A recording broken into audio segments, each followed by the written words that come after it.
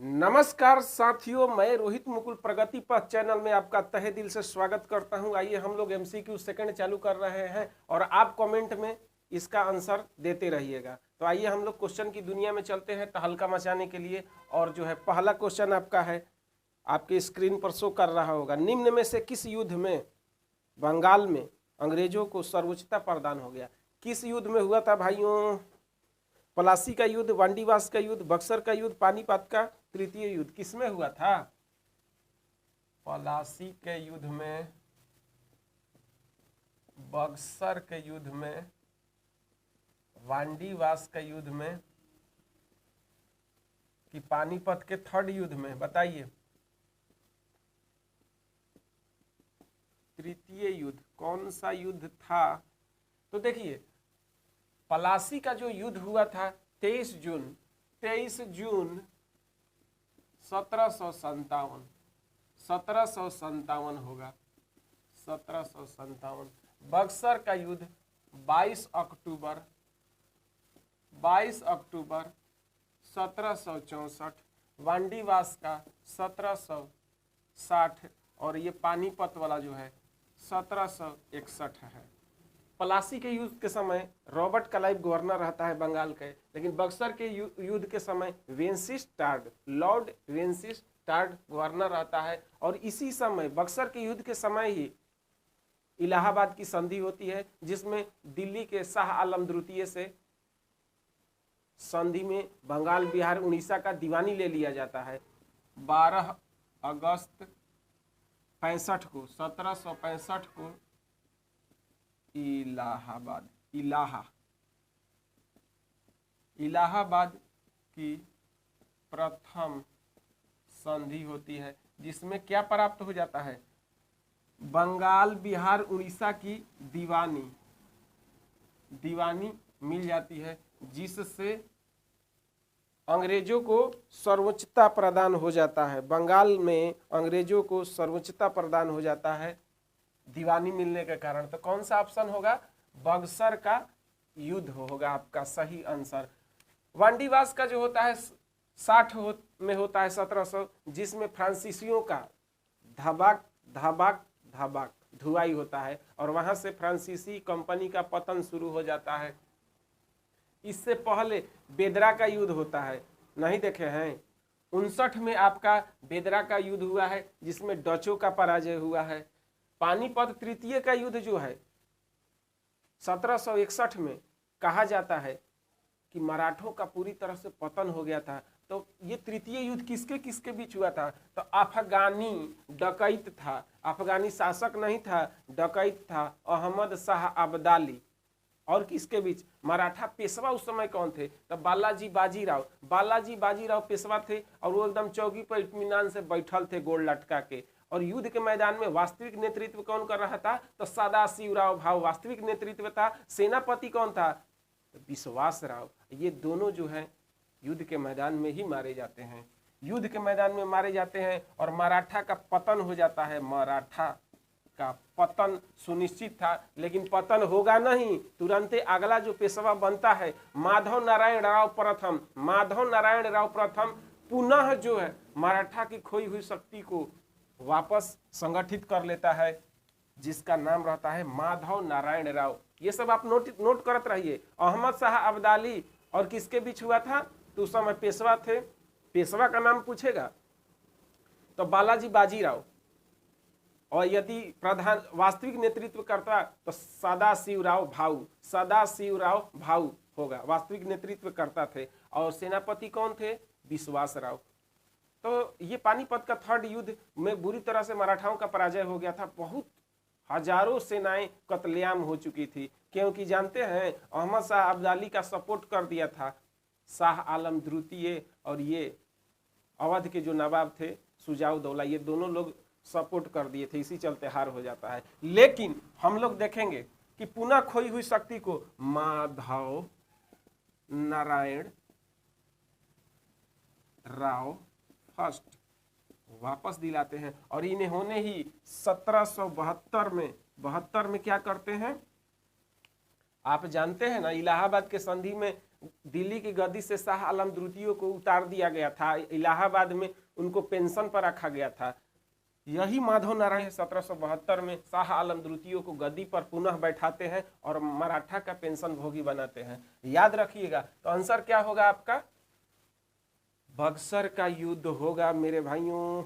Next question है आपका, इनमें से कौन प्राथमिक क्षेत्र से नहीं है? तो आइए हम लोग देखते हैं। प्राथमिक क्षेत्र को याद कर लीजिए। जो भी प्राकृतिक में नेचुरल रूप से पाया जाता है वह प्राथमिक सेक्टर के अंतर्गत आता है, और जो भी उद्योग निर्माण विनिर्माण से संबंधित है वह सेकेंडरी सेक्टर के अंतर्गत आता है, और जितनी भी प्रकार की सेवाएं हम उठाते हैं या देते हैं वह आपका तृतीय क्षेत्र के अंतर्गत आता है। प्राथमिक क्षेत्र में खास करके गांव घर में देखिएगा कि बहुत सारे लोग क्या करते हैं, अधिकांशतः लोग कृषि कार्य करते हैं, कृषि कार्य पर ही निर्भर रहते हैं। तो यहाँ आपका कृषि हो गया।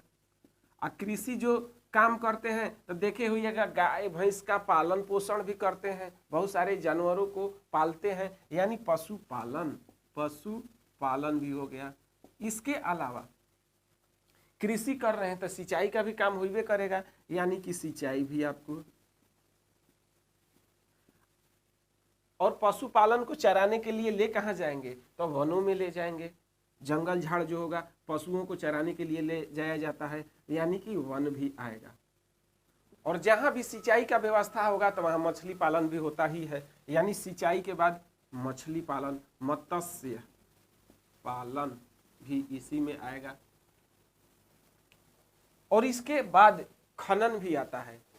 अब सोन नदी में गए हुए हैं गाय भैंस लेकर के, तो गाय के पोंछ ध के तो नहीं ना चराना है, आराम से गाय चर रही है और लोग क्या करते हैं कि साइड से कुछ काम भी कर लेते हैं। जैसे वहां बालू का लोडिंग हो रहा है तो उसमें काम भी कर ले, तो वो खनन हो रहा है। बालू का क्या हो रहा है? खनन हो रहा है। इसीलिए खनन ये भी नेचुरल है, बालू का निर्माण नहीं ना हो रहा है, वो तो नेचुरल पाया जा रहा है। तो यहाँ खनन भी होगा।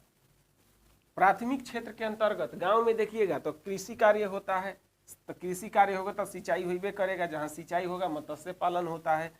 जो आदमी खेती करता है अधिकांशतः पशुपालन भी करता है, पशु को चराने के लिए वन में ले जाता है, और वन में जाता है तो वहां खनन का काम होता है, तो वो भी करता है। सोन में नहीं देखे हैं खनन का काम, बालू लोडिंग का काम होता है तो लोग जाता है तो करने लगता है।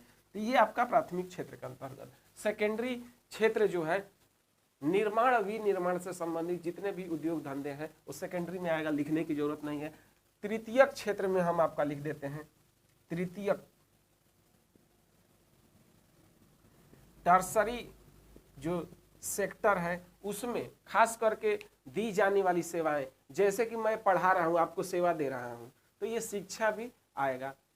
कुछ लोग जो है हॉस्पिटल खोले हुए हैं, वो सेवा हमको प्रदान कर रहे हैं, तो आपको डॉक्टर हो गए, इंजीनियर हो गए, उसके अलावा होटल्स हो गए, रेस्टोरेंट हो गए, ये सब जो है तृतीय क्षेत्र के अंतर्गत आएगा। बैंकिंग हो गया, बीमा हो गया, मुद्रा हो गया, मुद्रा हमें सेवा दे रहा है, आपको परिवहन हो गया, संचार हो गया, ये तमाम जितने भी सुख सुविधाएं हम लोग ले रहे हैं वो क्या होगा? तृतीय क्षेत्र के अंतर्गत पाया जाता है। तो खास करके मिलने वाली या दी जाने वाली सेवाएं, एक लाइन में बस याद कर लीजिए, सेवा। सेवा। और ये क्वेश्चन है कि प्राथमिक क्षेत्र में कौन नहीं है? तो प्राथमिक क्षेत्र में कृषि होगा, वन भी होगा, खनन भी होगा, बैंकिंग नहीं होगा। कौन नहीं है? तो बैंकिंग, क्योंकि बैंकिंग तृतीय सेक्टर में आता है। तो ये आपका डी नंबर ऑप्शन हो जाएगा। एक क्वेश्चन हम आपसे पूछ रहे हैं, विकसित देश के राष्ट्रीय आय में क्या अधिक होता है? प्राथमिक क्षेत्र, द्वितीय क्षेत्र, तृतीय क्षेत्र। सेवा जो है तृतीय क्षेत्र, उसका योगदान जो होता है अधिक होता है। और अल्प विकसित जो देश है, राष्ट्र है, उनमें कौन सा क्षेत्र का योगदान सबसे अधिक होता है? तो प्रथम क्षेत्र यानी कृषि वाला जो है, अल्प विकसित देशों के आय में सबसे अधिक योगदान प्रथम क्षेत्र का होता है। हम लोग हैं विकासशील देश, भारत जो है विकासशील देश है, विकासशील देश। तो विकासशील देश के भी राष्ट्रीय आय में सर्वाधिक क्या होता है, तो तृतीय क्षेत्र का योगदान होता है। यानी सेवा जो है तृतीय क्षेत्र में जितनी भी प्रकार की सेवाएं हैं, वह यदि उसका योगदान अधिक होगा तो देश विकासशील होगा, और विकासशील होते होते एक दिन विकसित देशों के श्रेणी में भी शामिल हो जाएगा। नेक्स्ट क्वेश्चन की ओर चलते हैं। नक्शे और ग्लोब पर अंतःविभाजक लाइन को क्या कहा जाता है? तो देखिएगा, जो ग्लोब है ये आपका भूमध्य रेखा हो गया, और ये सब अक्षांश रेखा हो गया, ये भी आपका अक्षांश रेखा ही है, और ये आपका देशांतर रेखा। देशांतर रेखा के बीच के दूरी को, दो देशांतर रेखाओं के बीच की दूरी को गोरे कहा जाता है, और ये दो देशों के बीच समय को निर्धारित करता है। समय को निर्धारण करने के लिए देशांतर रेखा का प्रयोग किया जाता है, और किसी भी देश की स्थिति जानने के लिए अक्षांश रेखा का प्रयोग किया जाता है। यानी अक्षांश, दो अक्षांशों के बीच 111 किलोमीटर, और दो देशांतर के बीच की दूरी को गोरे कहा जाता है, गोरे। दो अक्षांशों के बीच की दूरी 111 किलोमीटर होता है, और दो देशांतरों के बीच एक गोरे कहा जाता है। आइए हम लोग क्वेश्चन पर देखते हैं। कहता है कि नक्शे और ग्लोब पर अंतःविभाजक लाइन कौन सी है? तो अंतःविभाजक लाइन जो होता है उसे भौगोलिक ग्रिड कहते हैं। इसको जो कहते हैं, अक्षांश रेखा और देशांतर रेखा के सम्मिलित रूप को भौगोलिक ग्रिड कहते हैं। ऑप्शन नंबर आपका सी हो जाएगा। 1767 से 69 में ब्रिटिश और हैदर अली के बीच लड़े जाने वाला प्रथम मैसूर युद्ध किसके द्वारा समाप्त हुआ? तो देखिए, मैसूर के साथ अंग्रेज जो थे टोटल कितने बार लड़े हैं? तो मैसूर के साथ 4 बार लड़े हैं। 2 बार में तो हैदर अली था, और दूसरका बार में ही हैदर अली की मृत्यु हो जाती है, तो 2 साल तक टीपू सुल्तान लड़ते रहता है, और तीसरा चौथा में भी टीपू सुल्तान है, चौथा में उसकी मृत्यु हो जाएगी। प्रथम मैसूर, आंग्ल मैसूर युद्ध जो फर्स्ट है उसका कार्यकाल 1767 से 69 तक, और इसके समय गवर्नर कौन थे? तो गवर्नर का नाम लिख देते हैं आपका बरेलास्ट रहते हैं। ये 2 साल तक युद्ध चलता है, और कौन सी संधि होती है? तो मद्रास की संधि होती है। प्रथम आंग्ल मैसूर युद्ध में जो संधि होती है 69 में, 1769 में मद्रास की संधि होती है मेरे भाइयों। उसके बाद सेकेंड जो है आंग्ल मैसूर युद्ध जो चलता है, कब से कब तक चलता है? तो ये आपको चलेगा 1780 से लेके 84 तक, और इसी में आपको 82 में खास करके देखिएगा, 1782 में हैदर अली की मृत्यु हो जाती है। कहाँ पर? पोर्टो नोवा नामक स्थान पर, पोर्टो नोवा में इनकी मृत्यु हो जाती है हैदर अली की। फिर भी युद्ध चलते रहता है, और टीपू सुल्तान, इनका जो लड़का रहता है हैदर अली का, टीपू सुल्तान, वो युद्ध को जारी रखता है, और 84 में संधि होती है मैंगलोर की संधि। 1784 में मैंगलोर की संधि से सेकेंड आंग्ल मैसूर युद्ध का समाप्त हुआ है। और किसने संधि किया है? तो अंग्रेज और टीपू सुल्तान के बीच संधि होता है। और उस समय गवर्नर कौन थे? तो इस समय देखिएगा खास करके वारेन हेस्टिंग्स रहता है। वारेन हेस्टिंग्स इन्हें गवर्नर जनरल प्रथम भी कहा जाता है। बंगाल का प्रथम गवर्नर जनरल वारेन हेस्टिंग, इन्हीं का कार्यकाल रहता है, और 85 में ये जो है चले जाएंगे। कहाँ, हाँ गवर्नर से हट जाएंगे। अब 85-86 से 1786 से 93 तक कर्नवालिस। तो इन कर्नवालिस के समय में थर्ड होता है, थर्ड जो आंग्ल मैसूर युद्ध हुआ है 1790 से 92 तक हुआ है कर्नवालिस। ये कर्नवालिस जो है के काल में हुआ है। और इसके द्वारा 1792 में कौन सी संधि होती है जरा बताइए? तो श्रीरंगपट्टनम की संधि होती है, श्रीरंगपट्टनम की संधि होती है, श्रीरंगपट्टनम की संधि होती है। उसके बाद चौथा जो हुआ है 1799 में हुआ है वेलेजली के समय, और वेलेजली के समय होता है 1799 में, और इसी में टीपू सुल्तान की मृत्यु हो जाती है। एक ही साल टीपू सुल्तान की मृत्यु, वेलेजली रहता है इस समय। चौथा के समय कौन सा गवर्नर जनरल रहेंगे? तो वेलेजली, जिसने क्या किया, अडियार वंश के एक छोटे से शासक को वहां गद्दी पर बैठा करके और सहायक संधि करवा लेता है उस बालक से, सहायक संधि करवा लेता है। तो ये याद रखिएगा। तो आंसर क्या होगा? आंग्ल मैसूर युद्ध जो 1767 से 69 तक हुआ है प्रथम, वह कौन सी संधि से समाप्त हुई? तो मद्रास की संधि से। और दूसरका कौन से समाप्त भइल है? तब मैंगलोर की संधि से। तीसरका श्रीरंगपट्टनम की संधि से। और चौथा में मृत्यु हो जाता है और सहायक संधि लागू कर दिया जाता है। नेक्स्ट क्वेश्चन आइए हम लोग देखते हैं। ब्रिटिश सरकार ने कंपनी के कार्यों में हस्तक्षेप किया और 1773 में एक अधिनियम पारित किया जिसका क्या नाम है? तो 1773 में तो वही ना आया था रेगुलेटिंग एक्ट। देखिएगा पिट्स इंडिया एक्ट कब आता है? तो 1784 में। खास करके इसमें मेजर जो परिवर्तन किया गया था, बोर्ड ऑफ कंट्रोल यानी नियंत्रक मंडल 6 लोगों को बनाया जाता है और राजनीतिक कार्य बोर्ड ऑफ कंट्रोल करेगा। और कंपनी के काम के लिए कोर्ट ऑफ डायरेक्टर्स की स्थापना होती है और गवर्नर जनरल को मदद करने के लिए कार्यकारिणी परिषद होते हैं। चार्टर अधिनियम 1833 में बंगाल के गवर्नर जनरल को भारत का गवर्नर जनरल बना दिया जाता है और खास करके विधि बनाने के लिए कहा जाता है कि मद्रास और बंबई के जो गवर्नर हैं वो विधि नहीं बनाएंगे। विधि बनाने के लिए एक कार्यकारिणी परिषद में एक सदस्य होते हैं,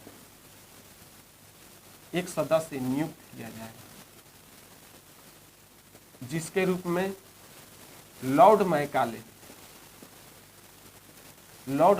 को नियुक्त किया जाता है। और उस समय लॉर्ड मैकाले कार्यकारिणी परिषद में अस्थायी सदस्य के रूप में रहते हैं, वोटिंग नहीं देते हैं।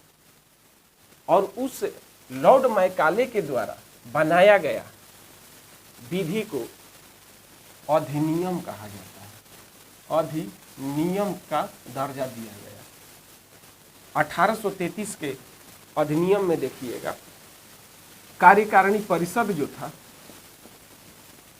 और उसी समय बंगाल के गवर्नर जनरल को भारत का गवर्नर जनरल बना दिया गया, यानी कि जनरल परिषद और जनरल को मिल करके भारत सरकार कहा गया, भारत सरकार कहा जाने लगा।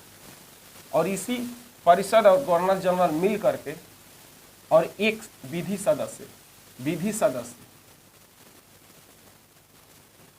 मैकाले, तीनों मिल करके कोई भी विधि बनाते थे, उसे अधिनियम कहा जाने लगा। और उसके बाद अगला साल 1834 में देखिएगा तो एक विधि आयोग का गठन भी किया गया है जिसका अध्यक्ष कौन रहते हैं? मैकाले रहते हैं।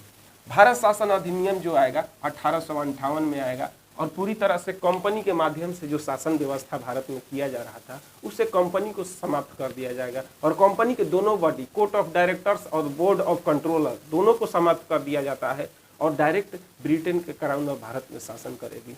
तो 1858 के अधिनियम में देखा जाता है कि क्राउन का शासन आ जाता है, क्राउन का शासन आ जाएगा।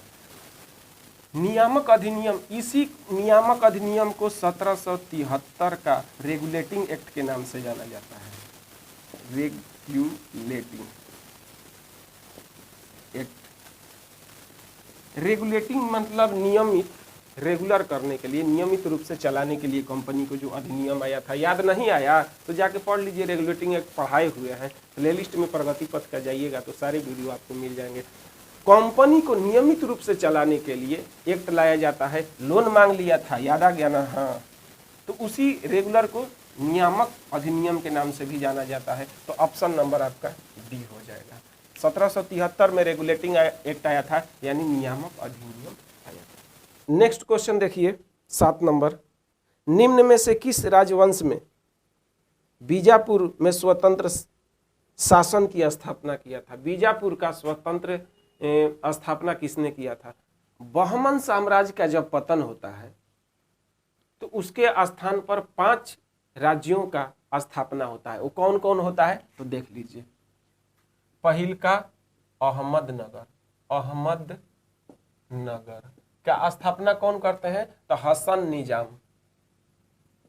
दूसरा गोलकुंडा, गोलकुंडा का कुलुब कुतुब शाह। और थर्ड नंबर जो राजवंश का स्थापना बीजापुर का जो होता है, याद कैले है ना, यूसुफ आदिल शाह, बीजापुर के संस्थापक यूसुफ आदिल शाह। उसके बाद बीदर अमीर अली बरीद। और 5वां बरार फतेह उल्लाह इमाद शाह। ये आपका राज्य संस्थापक और वंश। तो हसन निजाम ने निजाम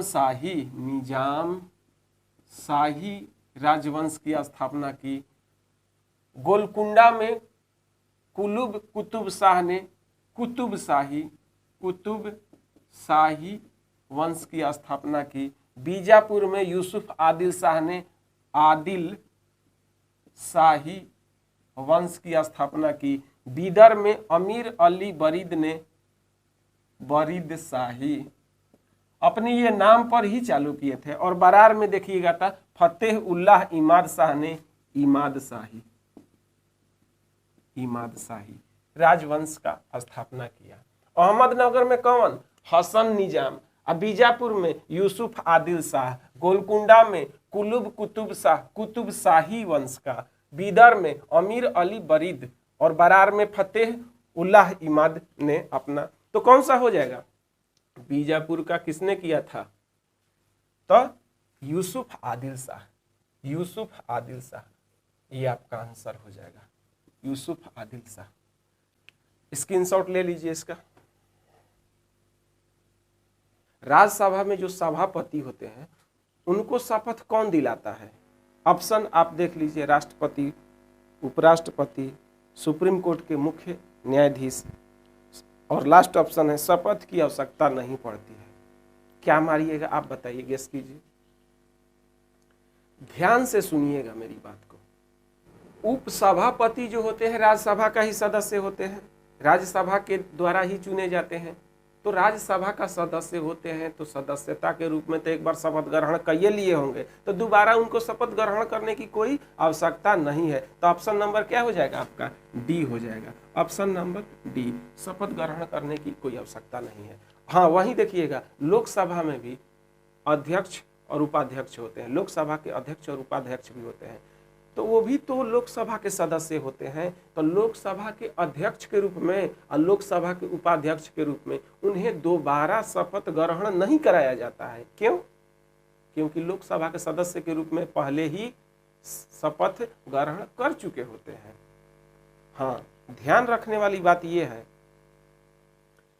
कि राज्यसभा के जो सभापति का पद होता है उस पद पर कौन बैठते हैं? तो उपराष्ट्रपति बैठते हैं।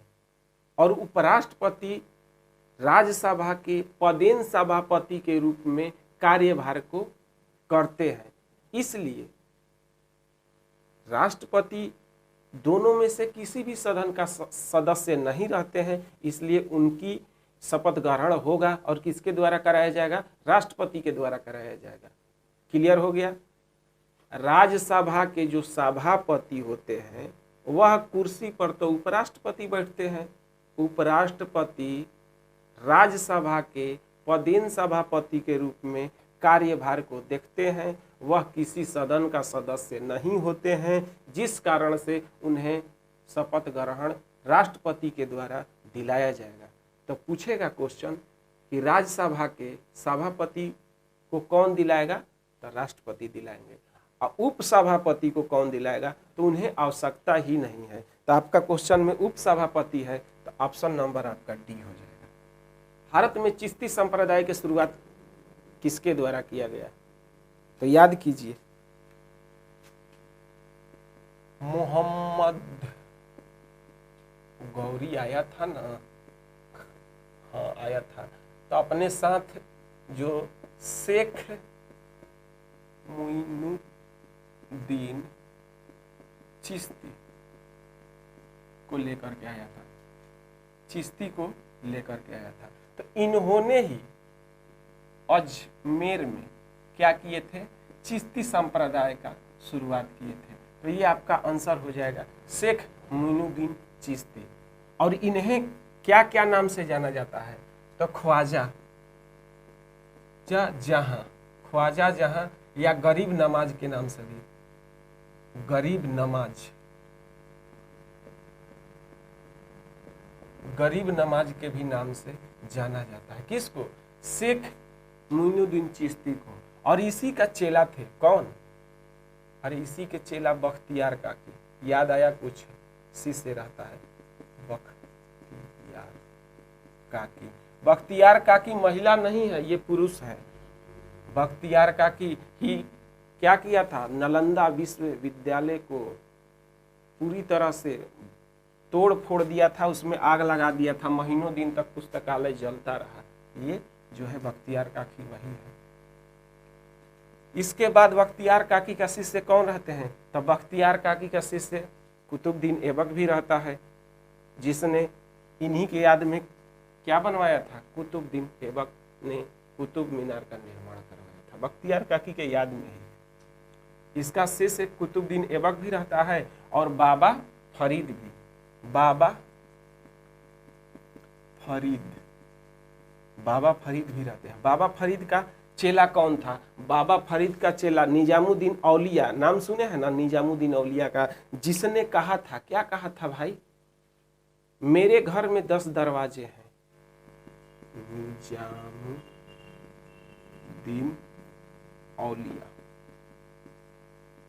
और इनके चेला के रहता है, तो इनके चेला निजामुद्दीन औलिया का चेला नाम सुने हैं ना? तुतिया हिंद किसे कहा जाता है? अमीर खुसरो को। अमीर खुसरो इन्हीं का चेला रहता है। और इनका चेला अमीर खुसरो का चेला कौन रहता है? तो सलीम चिश्ती, जिसका पूरा नाम है शेख सलीम चिश्ती। शेख सलीम चिश्ती। आइए देखते हैं बख्तियार काकी के याद में आपका जो बनल है कुतुब मीनार।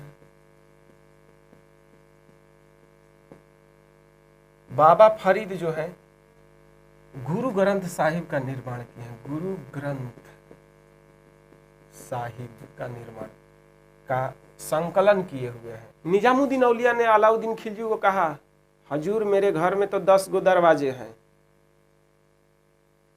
और गयासुद्दीन तुगलक को कहता है कि हजूर दिल्ली अभी दूर है, आ रहे हैं ना, आइए। गयासुद्दीन तुगलक गए हुए थे बंगाल अभियान करने के लिए। आते हैं, रास्ते में उनके देहवे पर लकड़ी का मकान गिर जाता है। गयासुद्दीन का काम तमाम हो जाता है, मर जाते हैं। कहा जाता है कि निजामुद्दीन औलिया का शराप लग गया था। उसी के बाद खिरिज खां जो रहता है, यानी MBT मोहम्मद बिन तुगलक, गद्दी पर बैठता है। अमीर खुसरो 8 सुल्तान के काल देखे हुए हैं। सुल्तान, दिल्ली के 8 सुल्तानों का काल, बलबन के समय से ही अमीर खुसरो दिल्ली के सुल्तानों का कार्यकाल देख रहे थे। उसके बाद जितने भी मोहम्मद बिन तुगलक, MBT मोहम्मद बिन तुगलक तक अमीर खुसरो दरबारी कवि बन के रहते हैं। 8 सुल्तान के कार्यकाल देखने वाले अमीर खुसरो, इनका जन्म पटियाली में। शेख सलीम चिश्ती को कहा जाता है, ये अकबर के समकालीन थे और अकबर सलीम चिश्ती से इतने प्रभावित थे कि अपन लइकवा का नाम सलीम रख दिए थे। किसका? जहांगीर का। बचपन का नाम सलीम है तो इन्हीं के नाम पर रखा गया था। तो चिश्ती संप्रदाय का संस्थापक किसे कहा जाएगा? शेख मोइनुद्दीन चिश्ती। शेख मोइनुद्दीन चिश्ती। नेक्स्ट क्वेश्चन देखिएगा, भारतीय संविधान सभा के गठन के लिए तत्कालीन प्रधानमंत्री जो ब्रिटेन के क्लीमेंट एटली रहते हैं, कौन सा मिशन भेजे थे? तो आइए हम लोग देखते हैं। 23 मार्च 1942 को कौन सा मिशन आता है? क्रिप्स मिशन आता है। उसके बाद 1945 में वेवेल योजना, 1946 में खास करके देखिएगा 24 मार्च के दिन ब्रिटेन के कैबिनेट के 3 सदस्य आते हैं, इसीलिए कैबिनेट मिशन कहा जाता है। कैबिनेट के सदस्य थे तो कैबिनेट मिशन कहा जाता है। और इसी कैबिनेट मिशन के सिफारिश पर हमारे संविधान सभा का गठन किया गया था 46 में ही, जो कि संविधान को निर्माण करने में 2 साल 11 महीना 18 दिन लग गया था। तो कैबिनेट मिशन के सिफारिश पर 1928 में साइमन कमीशन भारत आया था। साइमन कमीशन जो भारत आया था, साइमन कमीशन का गठन तो 1927 में हो गया था, लेकिन यह भारतीय क्षेत्र में रिपोर्ट को कलेक्ट करता है और ले जाकर ब्रिटेन के संसद में देता है, जिस पर कई गोलमेज सम्मेलन, 3 गो गोलमेज सम्मेलन हुआ है। तो 1928 में साइमन कमीशन, 23 मार्च 1946 को कैबिनेट मिशन, इसी के सिफारिश पर हमारा संविधान सभा का गठन हुआ है। 45 में जो होता है वेवेल योजना, और 23 मार्च 1942 को क्रिप्स मिशन भारत आया था। तो क्रिप्स मिशन में देखिएगा उस समय वर्ल्ड वार चल रहा था। कौन सा? सेकेंड वाला। 39 में चालू हो गया था, 39 में चालू हो गया था, 45 तक आपको चलेगा। तो सेकेंड वर्ल्ड वार में सहायता के लिए भारत का प्रतिनिधित्व पाने के लिए ये योजना आता है। साइमन कमीशन जो योजना आया था, इसी के लिए आया था। पोस्ट डेटेड चेक कहे हैं गांधी जी, और जवाहरलाल नेहरू ने दिवालिया होने वाला बैंक का चेक घोषित किया है साइमन कमीशन को। इसी तरह से प्यार और मोहब्बत बनाए रखें, शेयर करें और सब्सक्राइब भी करें, ताकि मेरा मनोबल बढ़े। मैं मेहनत करके पढ़ा रहा हूँ, थोड़ा सा भी आपको अच्छा लगता है या किसी के काम के लायक है तो उसके पास सेंड कीजिए, और इतना कीजिएगा, मैं दिल खोल करके पढ़ाऊंगा। शायद आपको उम्मीद नहीं है। तो आज का सेवा को देते हैं विराम। जय हिंद, जय भारत।